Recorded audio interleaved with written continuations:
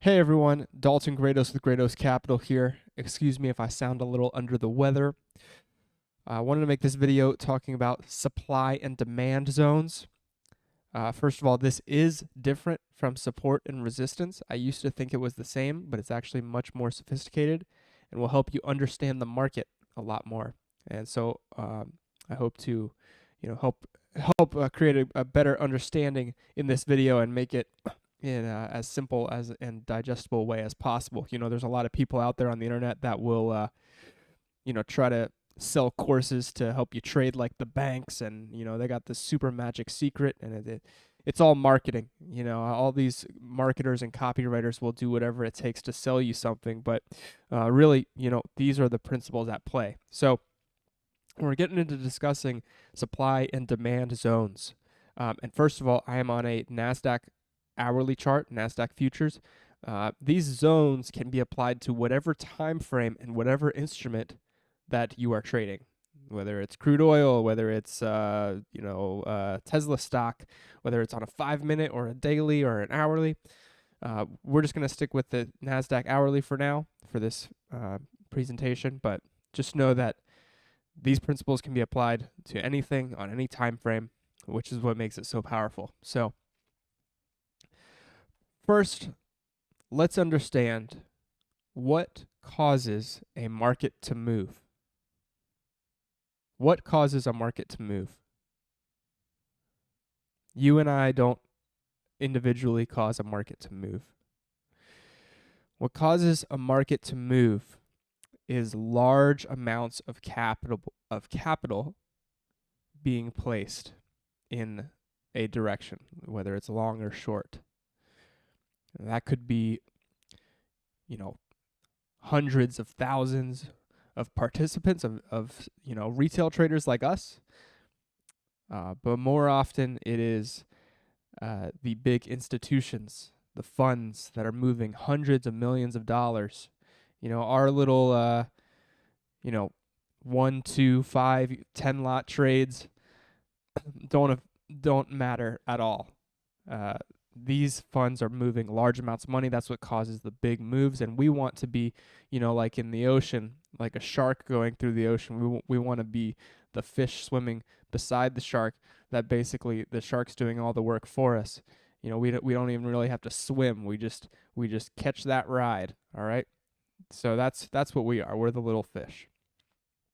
So anyway, let's take, for example, a big down move like this. We're breaking structure, right? So we have some consolidation here. We're breaking structure for a big down move in the NASDAQ. My demand zone here will be the last up move, including the body and wicks, before the big down move. All right. I'm going to draw that like so. All right, so we have our consolidation here, but really what I'm looking at is how far the market was taken up, the last up move before they brought it down. What's happening here is when you have large amounts of capital being placed in the market, they can't just press a button and they're in like us. They have to solve a liquidity issue. They need the liquidity there in order to fill these large orders, right? It's very difficult to move hundreds of millions of dollars in a market. You have to actually get filled on those orders. Again, this isn't a video game. This is a real market, right? Orders have to be filled. There has to be liquidity provided.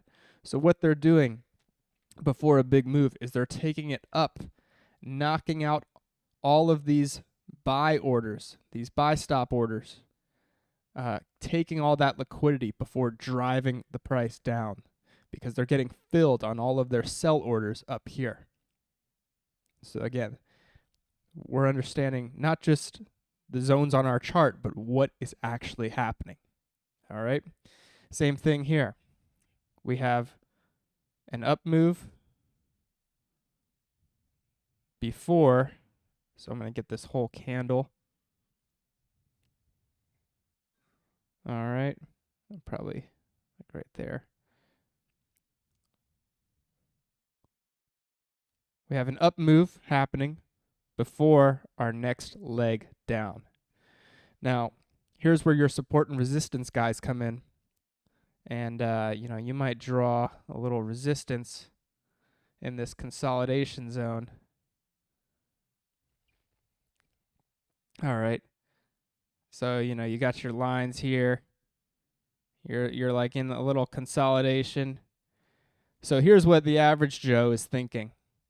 They're thinking, okay, we had this down move. Now we're in some consolidation. We got this range. Here's my resistance. Here's my support. If we break out of resistance like this candle did, oh boy, here's the reversal. Time to go long.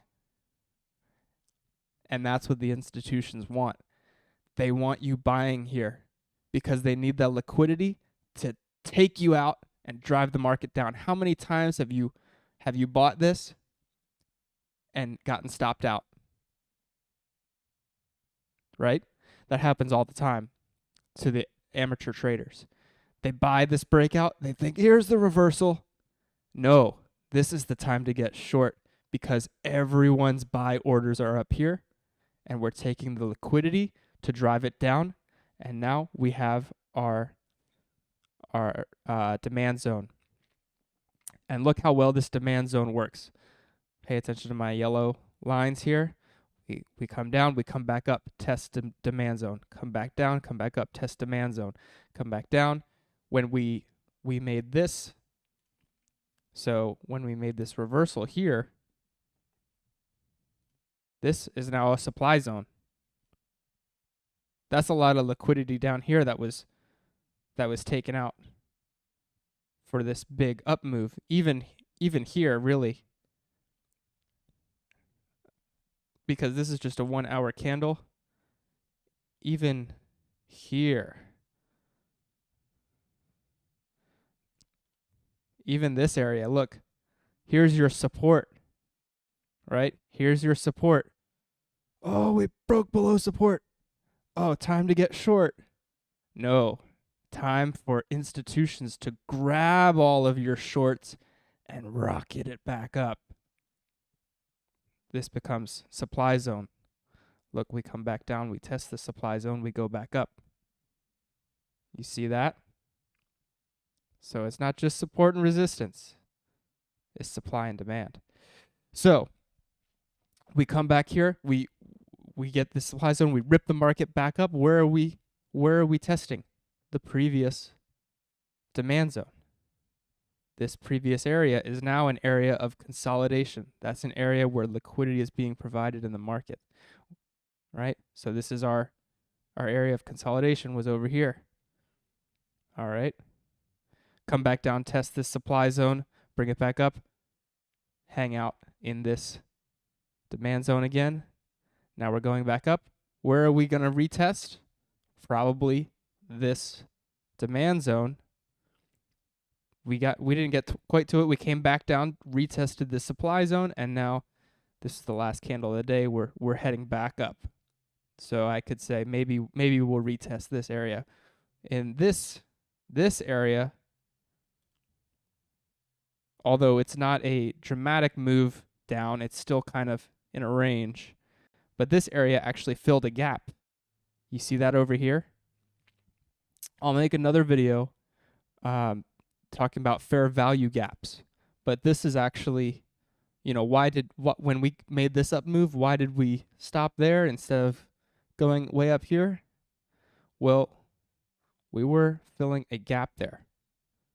All right. So we'll talk about that in another video. But this area was untested. And that's where we came back up. So anyway, hopefully that helps you understand a bit about supply and demand and understanding institutional traders. And again, I want to make this interactive. I want to make this a community. So if you have any questions or comments, maybe add something that I missed. Maybe tell me I'm totally wrong and why. Either way, just put that in the comments below. Let's make this interactive. And if there's anything else I can cover or clarify, please let me know. Subscribe to the channel, like this video, and of course, leave your comments below. Thanks for watching.